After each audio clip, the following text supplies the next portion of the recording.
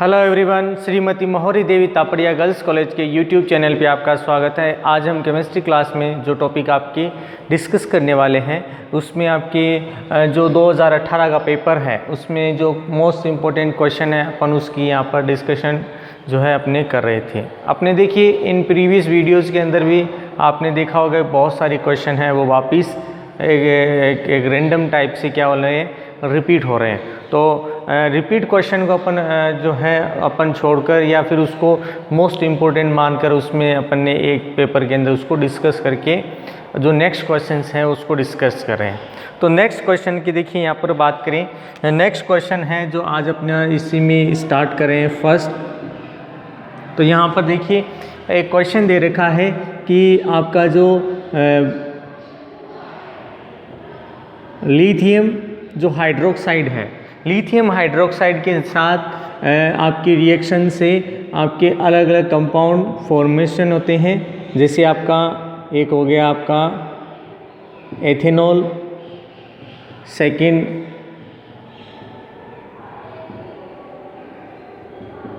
Isopropyl alcohol, और एक question और थर्ड दे रखा है इसमें कि इसके द्वारा क्या किया जा रहा हो, आपके tetra alkyl tin, tetra alkyl tin. तो यहाँ पर क्या बताया गया है कि जो इसके द्वारा है इन सब की फॉर्मेशन होगी। तो इनकी फॉर्मेशन के लिए क्या आपकी रिएक्शंस होगी, तो सिर्फ यहाँ पर जो रिएक्शंस है सिर्फ उन्हीं को अपन यहाँ पर डिस्कस करेंगे कि भी ये किस तरह से फॉर्म होती है। तो फर्स्ट ऑफ ऑल अपन यहाँ पर देखते हैं एथेनॉल की फॉर्मेशन। तो यहाँ पर एथेनॉल के लिए क्या किया गया है कि आपका कोई एल्केन ले लिया और इस एल्केन की अभिक्रिया है वो लिथियम हाइड्रोक्साइड के साथ करवाई। जैसे ही करवाएंगे यहाँ से उच्च ताप पर इसको जैसे संपन्न कराया जाता है इसकी वजह से आपका यहाँ से ये टूट जाएगा। तो एक तो बन जाएगा आपका CH3 CH2OH प्लस LiOH। तो यहाँ पर एक तो समूह आपका ये बन जाता है, सॉरी ये आपका CH3 Li। एक तो कंपाउंड आपका फॉर्म है वो आपका लिथियम मेथिलिथियम और आपका एथेनॉल का फॉर्म किया जाता है। सेकंड देखिए, सेकंड दे रखा है इसमें आपके आइसोप्रोपिल अल्कोहल। तो देखिए आइसोप्रोपिल अल्कोहल के बारे में बात करें तो इसका फॉर्मेशन, तो इसमें आपको कोई ऐसा आइसो कंपाउंड लेना होगा जिससे लिथियम हाइड्रोक्साइड की अभिक्रिया के द्वारा क्या बनाया जाएगा, वापिस आइसोप्रोपिल अल्कोहल। तो यहाँ पर देखिए CH3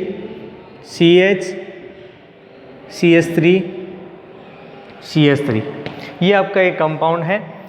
इसकी अभिक्रिया आपके लिथियम हाइड्रोक्साइड के साथ उच्च ताप पर करवाई तो इसके द्वारा क्या किया जाएगा, या तो इस कंडीशन पे OH आएगा या फिर किसी एक कंडीशन। तो यहाँ पर जो OH है वो इसके साथ क्या हो जाता है, जुड़ जाता है और इसके फलस्वरूप आपका CH3 CHOH CH3 और ये आपका CH3 Li का फॉर्मेशन हो जाता है।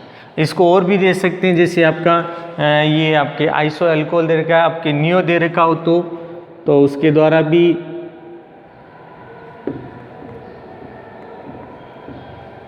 क्या किया जा सकता है, आपके इसी कंपाउंड की फॉर्मेशन की जाती है। जैसे आपका LiOH जुड़ जाएगा तो किसी एक कंडीशन पर क्या किया जाएगा, CH3 का प्रतिस्थापन होता है तो उसके द्वारा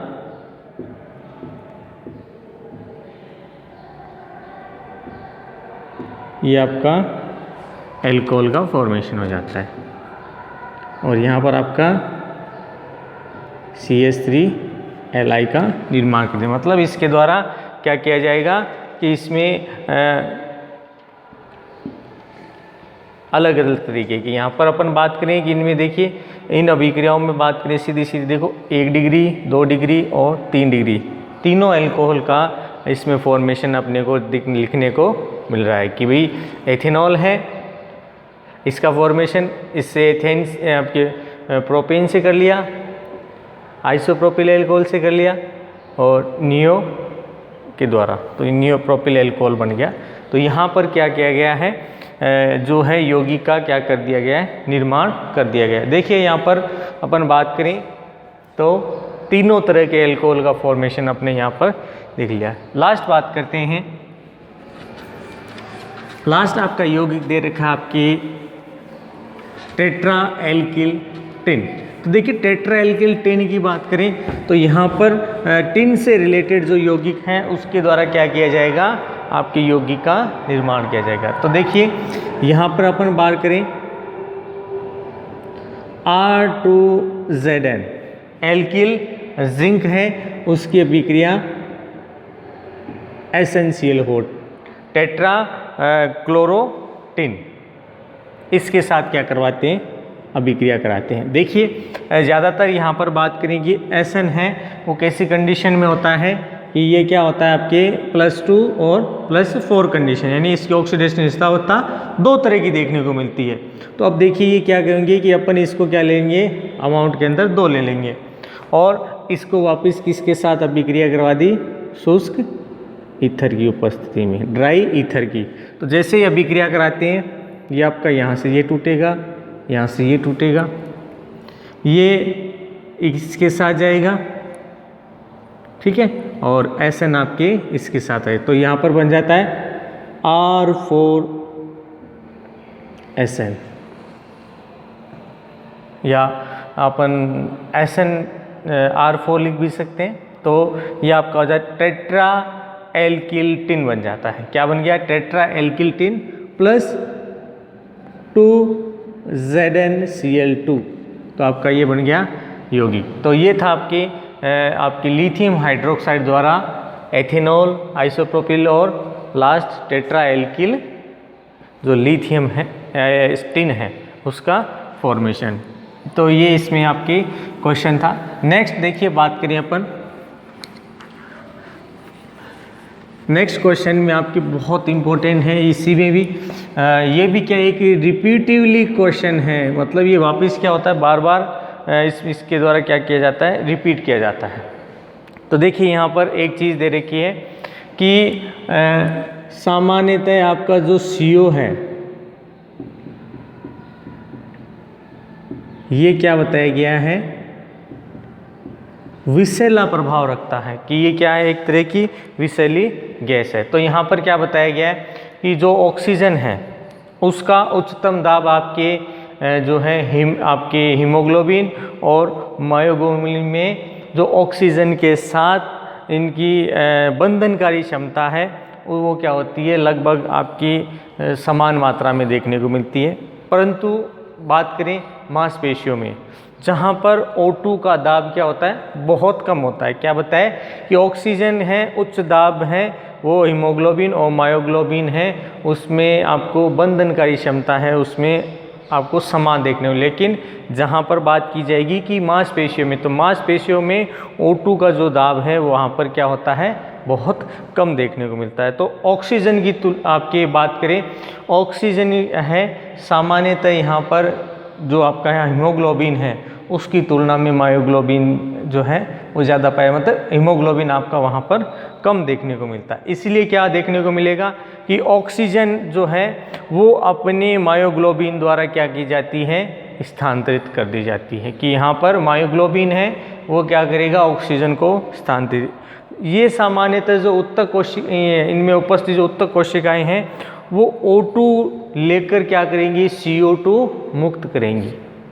यहाँ पर क्या देखने को मिलेगा कि मायोग्लोबिन है वो ऑक्सीजन का परिवहन का काम करेगी और यहाँ पर जो उपस्थित उत्तक हैं ये क्या करेंगे, ऑक्सीजन को ग्रहण करेंगे और CO2 मुक्त कर देंगे। यहाँ पर जो आपके कार्बन डाइऑक्साइड है उसकी जो pH का मान है वो सामान्यतः क्या होता है, घटता है, मतलब कम हो जाता है। तो pH का ये जो आपके मान देखने को मिलता है कि O2 के द्वारा प्रतिबंधन की क्षमता है वो क्या हो जाती है, कम होने के कारण इनके अंदर जो O2 है वो मायोग्लोबिन में आपके द्वारा क्या की जाती है, मुक्त कर दी जाती है, दे दी जाती है। लेकिन इसी प्रक्रिया में अगर आपका कार्बन मोनोऑक्साइड है वो हो, तो उसके द्वारा क्या है, यहाँ पर जो अधिक विषैला प्रभाव है वो इसके द्वारा देखा जाएगा कि भाई यहाँ पर जो मायोग्लोबिन ऑक्सीजन लेकर आपका CO2 दे रहा है, यानी कार्बन डाइऑक्साइड दे रहा है, अगर उसमें कार्बन मोनोऑक्साइड है वो क्या करे वहाँ पर स्थित हो जाए, तो उसके द्वारा क्या देखने को मिलेगा कि यहाँ पर जो श्वसन की जो प्रक्रिया है वो क्या होगी, सामान्यतः यहाँ पर बाधित होगी। और बाधित होने के फलस्वरूप यहाँ पर क्या देखने को मिलेगा कि आपका जो CO है, कार्बन मोनोऑक्साइड, ये क्या करेगा, विषैला प्रभाव क्या करेगा, प्रदर्शित करेगा। कि यहाँ पर ये तो O2 का परिवहन करता है, लेकिन मांसपेशियों की बात की जाएगी ना, तो यहाँ पर आपका MB मायोग्लोबिन, तो ये क्या करेगा, आपके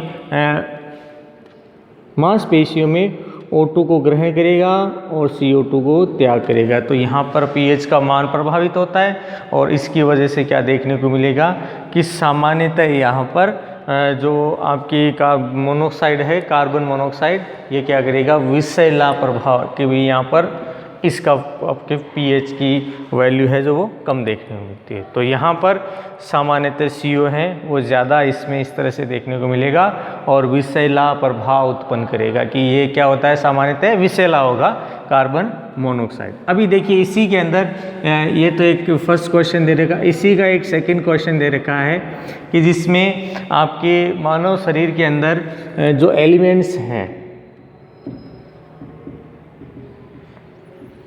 इनमें आपकी उपस्थिति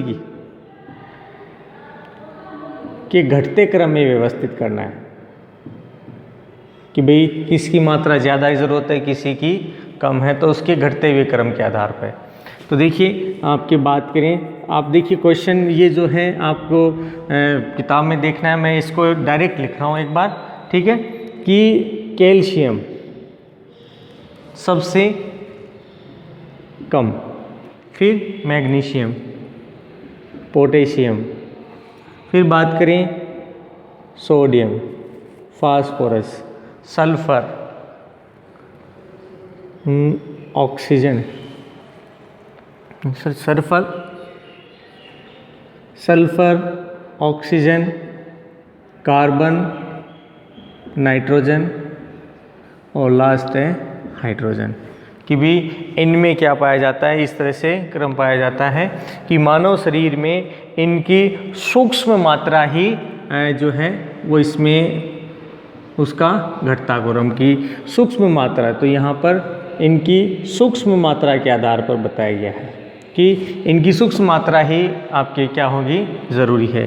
जैसे कैल्शियम है बहुत सूक्ष्म मात्रा में होगा तो क्या होगा, आपके शरीर का काम चल सकता है, लेकिन जैसे जैसे ये सीरीज़ बढ़ती जाती है, जैसे यहाँ पर आते हैं, अगर यहाँ पर इन तत्वों की कमी हो जाती है तो मानव में कोई ना कोई क्या उत्पन्न हो जाता है, विकार उत्पन्न हो जाता है। इन एलिमेंट्स को सामान्यतः जैसे ये तो आपके माइक्रो एलिमेंट्स हैं, ये मैक्रो एलिमेंट्स के नाम से जाना जाता है। जहाँ तक बात करें फास्फोरस, सल्फर, ये सामान्यतः आपके जो न्यूक्लियोटाइड फॉर्मेशन है उसमें भाग लेते हैं और ये भी लगभग आपके न्यूक्लियोटाइड का निर्माण करते हैं। तो यहाँ पर जो लास्ट वाले जो ये एलिमेंट्स हैं जिनको अपन मैक्रो एलिमेंट्स बोल रहे थे, ये सामान्यतः मानव शरीर के लिए बहुत ही ज़्यादा एसेंशियल है,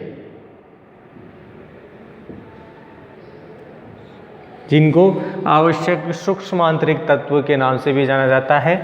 ये सामान्यतः आपके कम आवश्यकता वाले,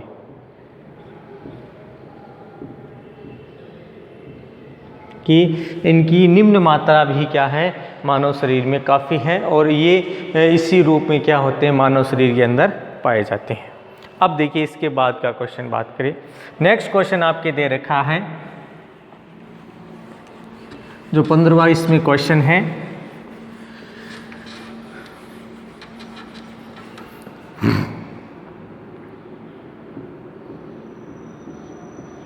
देखिए इसमें आपकी एक संरचना दे रखी है कि एक बहुलक है जिसका नाम है फॉस्फोनाइट्रिलिक क्लोराइड। क्या नाम है? फॉस्फोनाइट्रिलिक क्लोराइड। इसकी क्या है, बहुलक की संरचना बनानी है। तो यहाँ पर आपकी P3N3Cl6 P3N3Cl6 है। इसकी क्या बनानी है आपको? संरचना बनानी, स्ट्रक्चर बनाना है। तो देखिए इससे रिलेटेड आपका एक क्वेश्चन प्रीवियस पेपर में भी डिस्कस किया है कि उसमें आपकी इसकी अभिक्रिया दे रखी थी। एक तो संरचना दे रखी थी साथ में और इसकी अभिक्रिया। तो पहले देखिए संरचना की बात करें तो यहाँ पर जो फास्फोरस है उसके साथ 2 nitrogen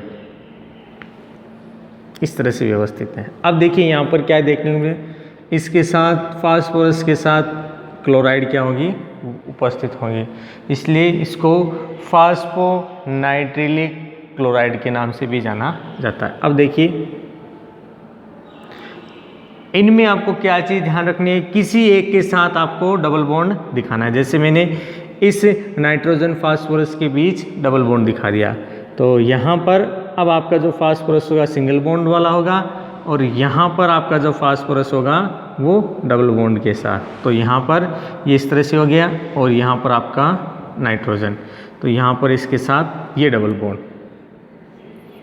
Cl Cl Cl Cl। तो ये आपकी जो स्ट्रक्चर है वो कहलाती है आपकी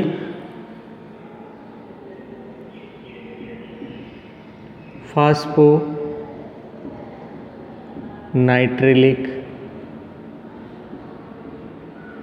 क्लोराइड। फास्फोनाइट्रिलिक क्लोराइड के नाम से ये क्या होता है? जाना जाता है। इसकी अब प्रीवियस पेपर में अभिक्रियाएं दे रखी हैं, अपन ने डिस्कस कर रखी हैं, इसलिए मैं उनको यहाँ पर एक्सप्लेन नहीं कर रहा। सिर्फ ये इसकी संरचना बनाई है और संरचना और इसका नाम। तो इससे रिलेटेड यही पूछा गया, तो अपन इसका ही अपन एक्सप्लेनेशन करते हैं। नेक्स्ट सुनिए, नेक्स्ट क्वेश्चन की बात करें। नेक्स्ट क्वेश्चन है आपके, ये आपके इसी का फर्स्ट। अब इसमें सेकंड क्वेश्चन की बात करें। सेकंड क्वेश्चन रहता है सिलिकॉन ग्रीस कि भी ये चीज़ क्या होती है। तो यहाँ पर दे रखा है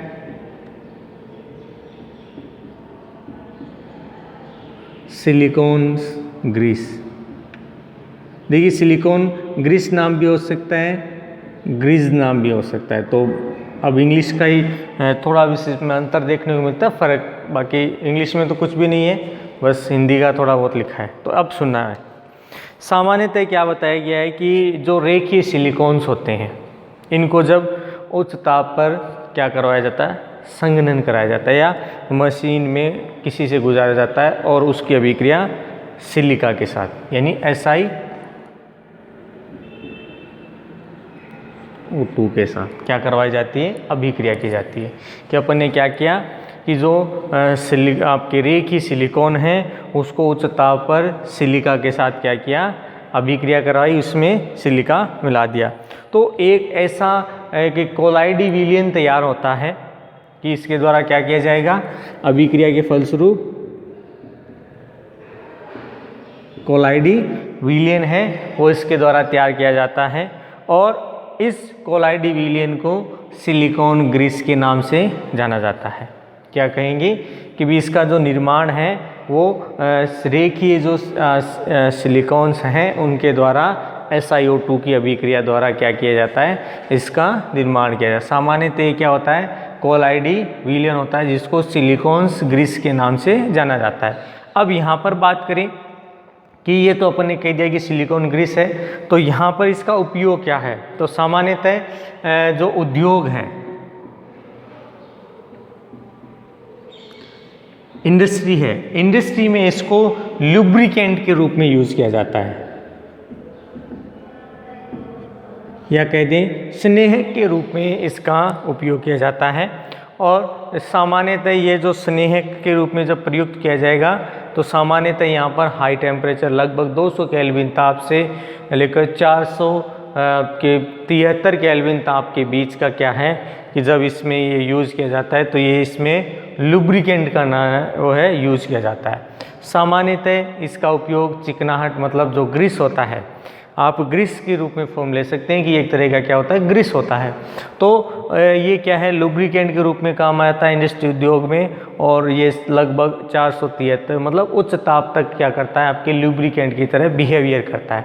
फिर बात करें कि इसका यूज़ एक तो इंडस्ट्री में हो गया, दूसरा चीज़ क्या है, दूसरा उपयोग दे रखा है कि सामान्यतः इसका जो उपयोग है चिकनाई उत्पन्न करने में, जैसे आपकी ग्रीस है वो कलपुर्जों के अंदर किया जाता है, और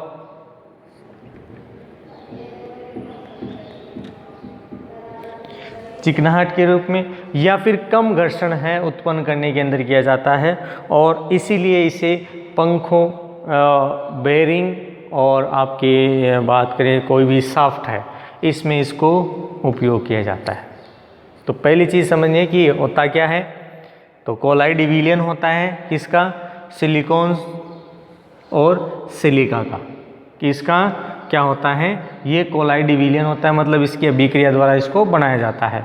ये जो कोलाइड विलयन होता है ये आपके सिलिकॉन ग्रीस के नाम से जाना जाता है। इसका उपयोग इंडस्ट्री में लुब्रिकेंट के रूप में, स्नेहक के रूप में, और स्नेह के रूप में उच्च ताप पर, और फिर आपके जो कलपुर्जे हैं उनके अंदर चिकनाई उत्पन्न करने के अंदर आपके किसका उपयोग किया जाता है, आपके सिलिकॉन्स ग्रीस का उपयोग किया जाता है। तो I hope you dear student, ये आपके जो 2018 का जो बी पार्ट था उसमें अपने आज 11 से लेकर इसमें जो आपके 15 तक के क्वेश्चन है वो अपन ने डिस्कस किए, और इनमें बहुत सारी शॉर्ट नोट्स दे रखी हैं।